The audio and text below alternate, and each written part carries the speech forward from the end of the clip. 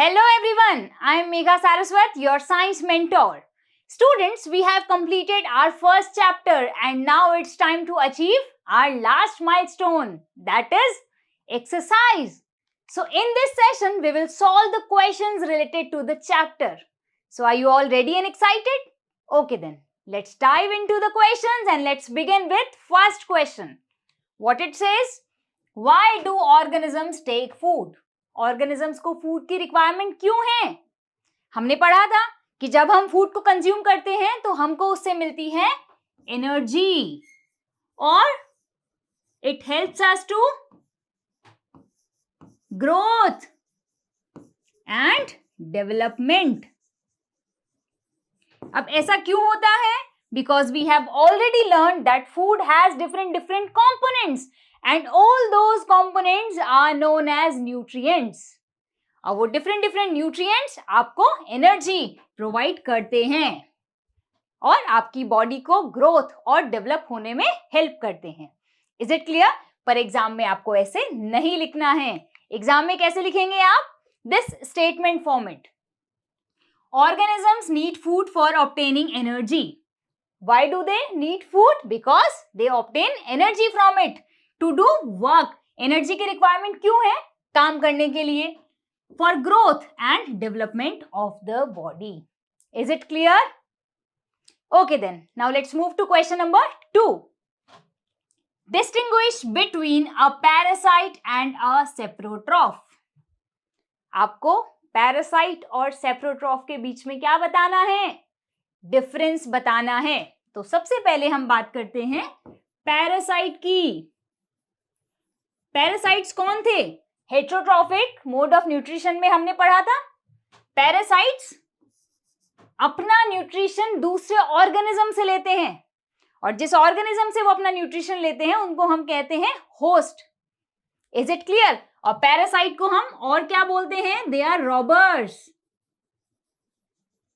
वो दूसरों का न्यूट्रिशन कंज्यूम करते हैं. That is why they are robbers. And the example is cuscuta, अमरबेल, डॉडर. ये सब एग्जांपल्स हैं आपके पैरासाइट के. नाउ सेप्रोट्रॉफ्स. सेप्रोट्रॉफ्स आपको पता है ना वर्ड क्या कह रहा है?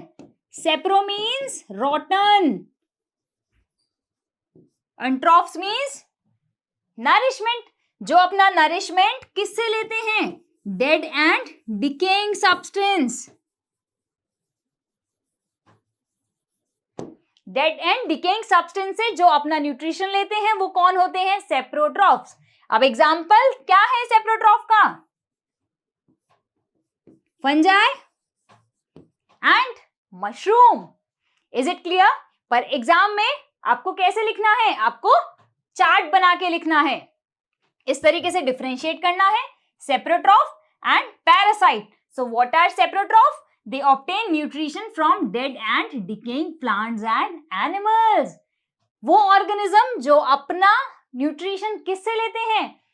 Dead and decaying plants and animals से लेते हैं. An example mushroom, mould, fungi. They all are the examples of saprotrophs. और कौन सा मोड ऑफ न्यूट्रिशन फॉलो करते हैं ये? Saprotrophic mode of nutrition. और जो सेप्रोट्रॉफिक मोड ऑफ न्यूट्रिशन को फॉलो करते हैं उनको हम क्या कहते हैं? Saprophytes. Is it clear? Now let's move to parasite. Parasite क्या है? They obtain nutrition from the body of other organism. ये दूसरे ऑर्गेनिज्म की बॉडी से क्या लेते हैं? न्यूट्रिशंस लेते हैं. और वो जो अदर ऑर्गेनिज्म है उसको हम कहते हैं host. Is it clear? And the example dodder, cuscuta. These are the examples of parasite. और parasites को हम क्या कहते हैं? They are robbers और thieves because ये दूसरों का न्यूट्रिशन लेते हैं, दूसरों के बॉडी से न्यूट्रिशन को लेते हैं ये. Is it clear? Okay then. Now let's move to question number 3. What is question number 3? How would you test the presence of starch in leaves? आप कैसे टेस्ट करोगे कि लीव्स में स्टार्च प्रेजेंट है कि नहीं? सबसे पहले हम बात करते हैं कि लीव्स में स्टार्च क्यों प्रेजेंट है. क्यों प्रेजेंट है? क्योंकि उन्होंने क्या किया है? फोटोसिंथेसिस किया है। और इसकी प्रेजेंस के लिए आप क्या करेंगे? आयोडीन टेस्ट करेंगे। और आप जब आयोडीन सॉल्यूशन को लीफ पर डालोगे और उसका कलर कैसा होगा? ब्लू ब्लैक कलर हो जाएगा।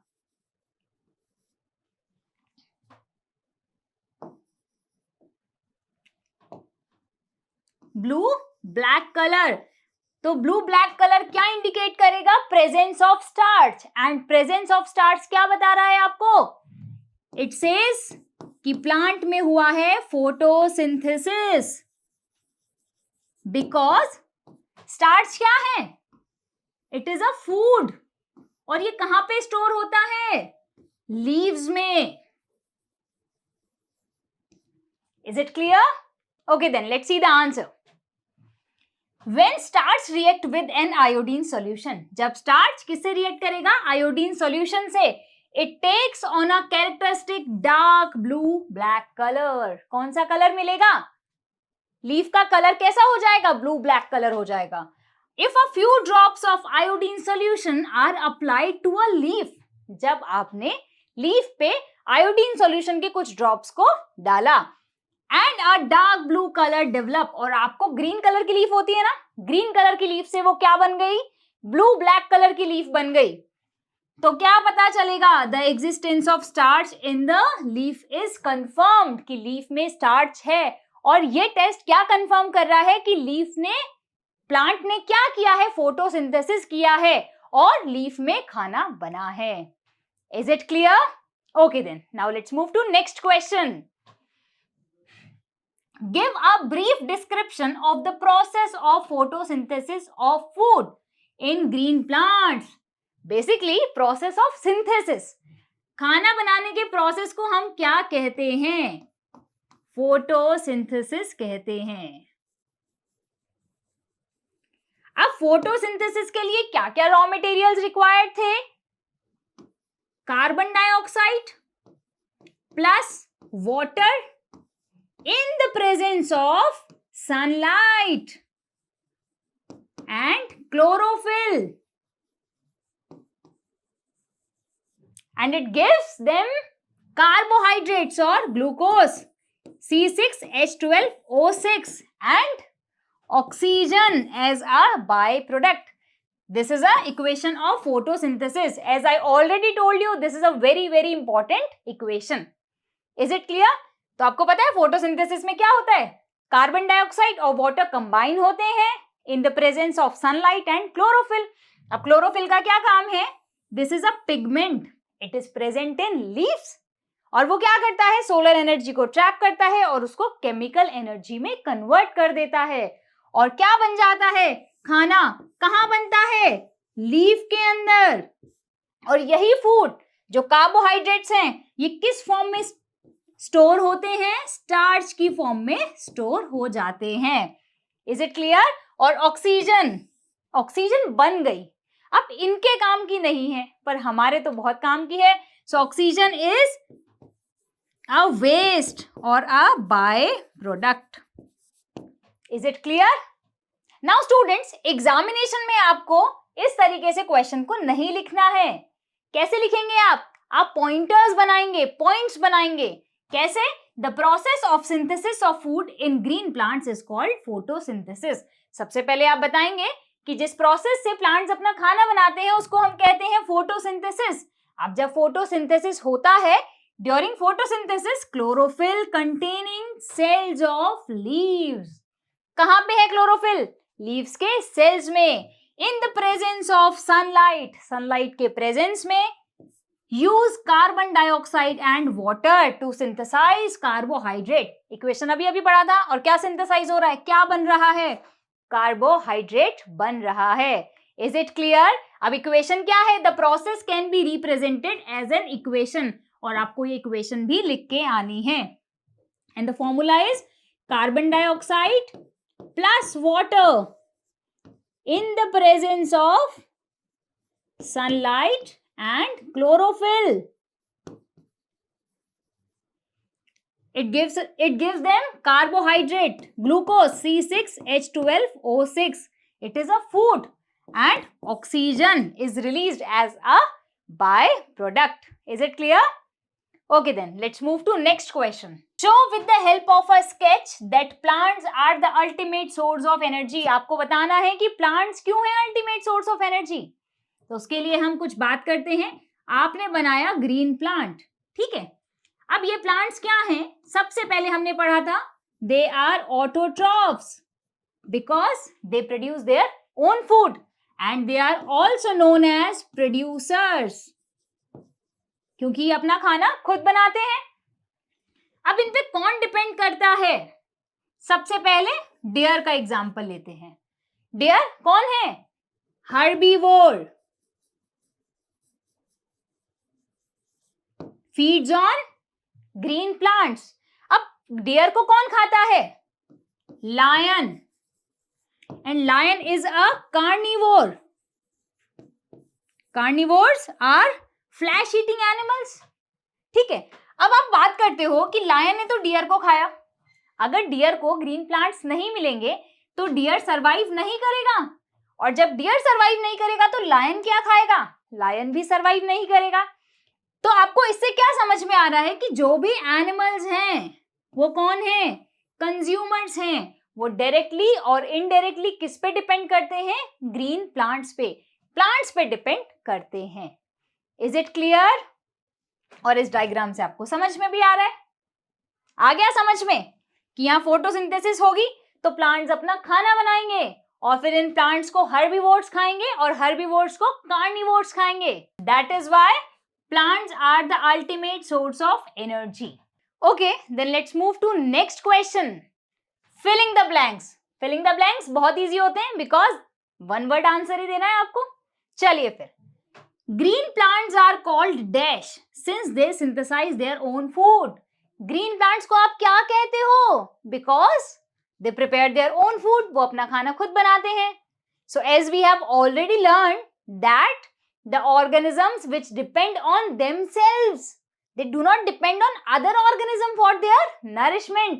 They are known as autotrophs. So green plants are called autotrophs. And mode of nutrition they exhibit is autotrophic mode of nutrition. Is it clear? Now let's move to next question. The food synthesized by plants is stored as. जो खाना plants बनाते हैं वो किस form में store होता है? ये तो हमको पता है कि स्टोर तो होता है लीफ के अंदर, और किस फॉर्म में होगा? Starch. Is it clear? Okay, then let's move to next question. In photosynthesis solar energy is absorbed by the pigment called. जब फोटोसिंथेसिस होता है तो सोलर एनर्जी एब्सॉर्ब होती है किस पिगमेंट से? Very easy, chlorophyll. Chlorophyll is a green colour pigment present in the cells of the leaves. Is it clear? अब ये क्या करता है? ये सनलाइट को एब्सॉर्ब करता है, सोलर एनर्जी को एब्सॉर्ब करता है और इसको कन्वर्ट कर देता है केमिकल एनर्जी में और बन जाता है food. Now let's move to next question. During photosynthesis, plants take in dash and release dash. जब फोटोसिंथेसिस होता है तो प्लांट्स क्या एब्सॉर्ब करते हैं और क्या रिलीज करते हैं? तो रिलीज तो वो एक ही चीज करते हैं, क्या? जो हमारे काम का है पर इनके काम का नहीं है, ऑक्सीजन. तो एब्सॉर्ब भी क्या करते हैं जो हमारे काम का नहीं है? Carbon dioxide.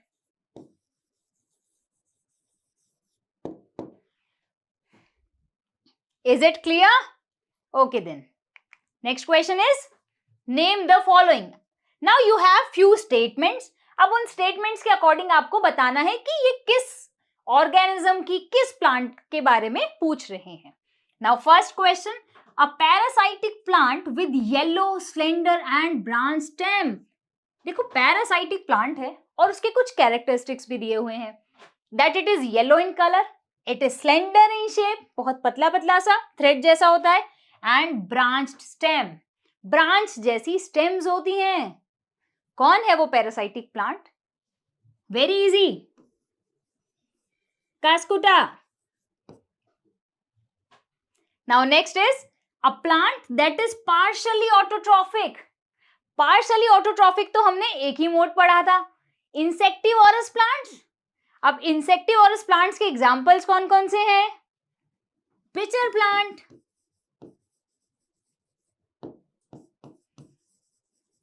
And why they are partially autotrophic?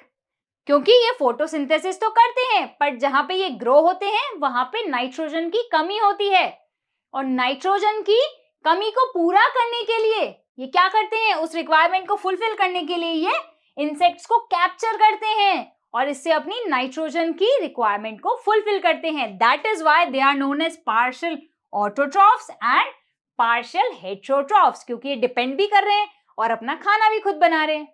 Is it clear? तो अगर पार्शियल ऑटोट्रॉफ्स की जगह पार्शियल हेटेरोट्रॉफ्स भी आता तो भी आपका आंसर इंसेक्टिवोरस प्लांट का ही कोई एग्जांपल होता, इधर पिचर प्लांट और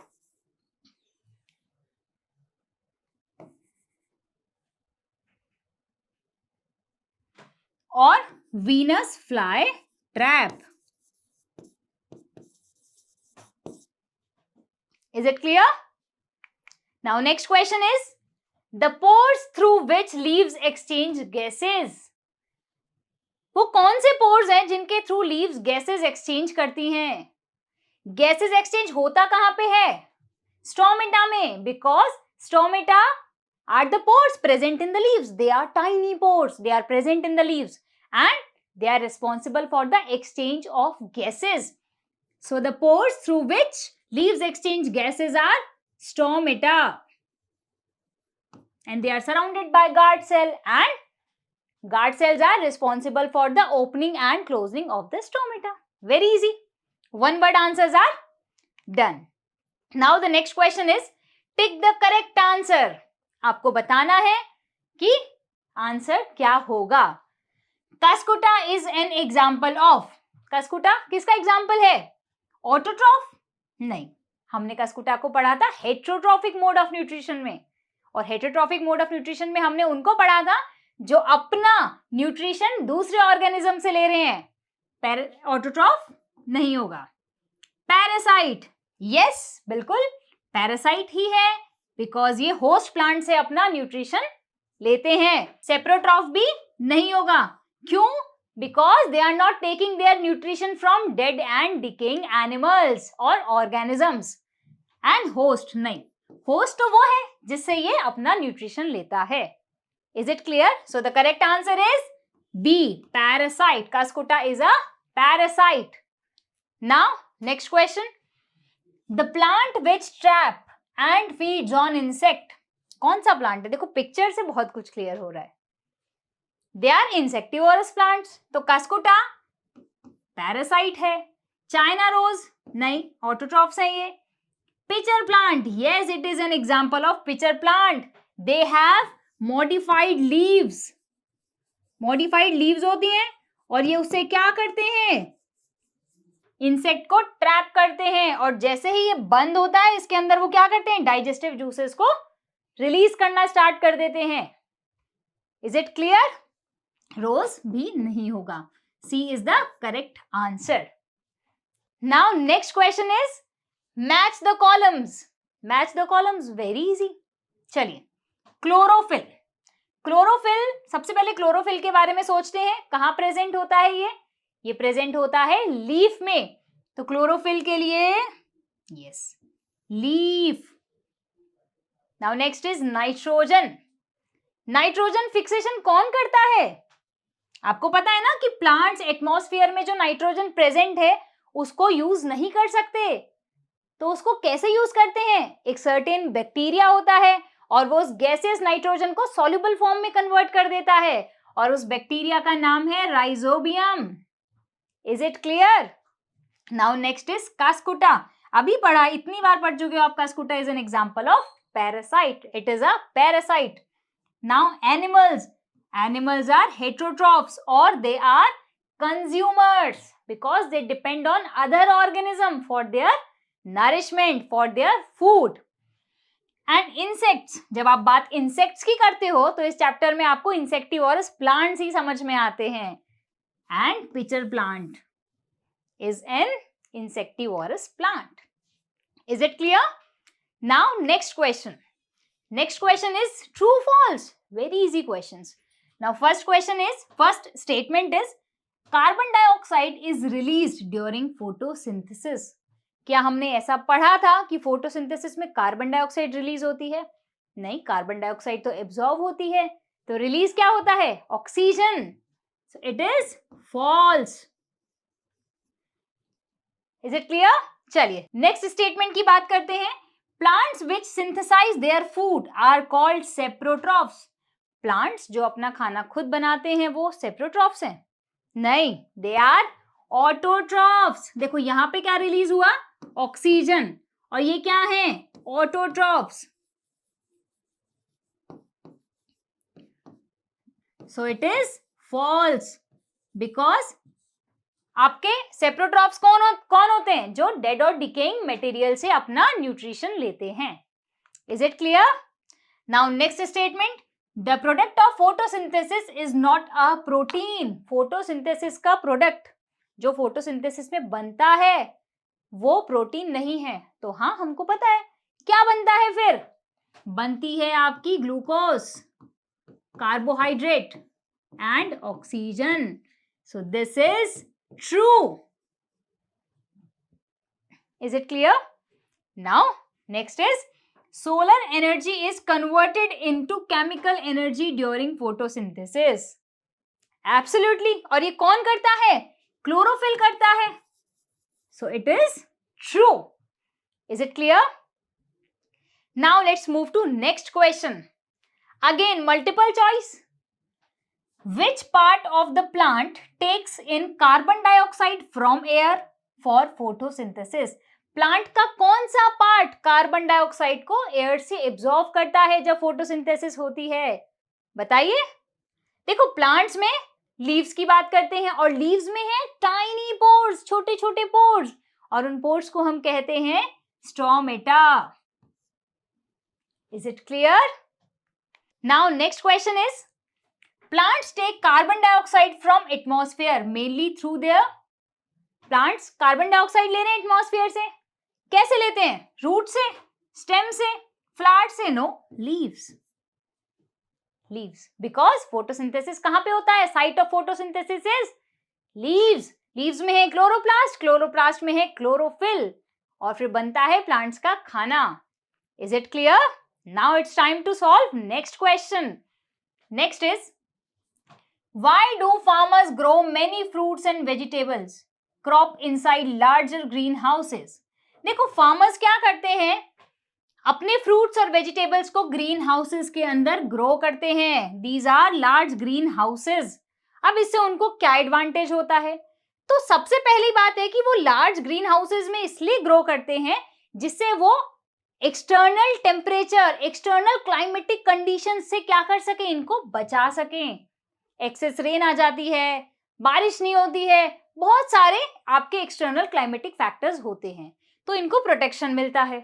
ठीक है, तो first thing is for their protection. किससे? एक्सटर्नल क्लाइमेटिक कंडीशन से.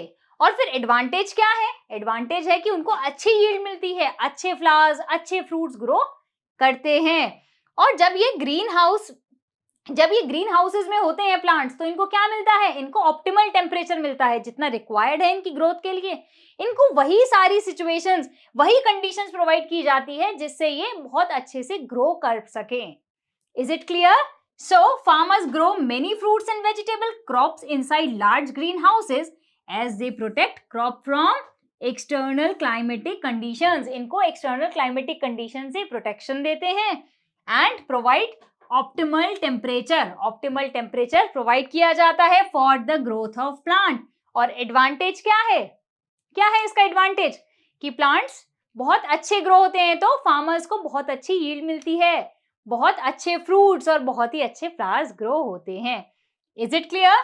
सो students, with this we finally come to the end of the chapter today. और अब क्या करना है आपको? Revise. Just revise and learn the question answers. I hope you enjoy the chapter. Thank you.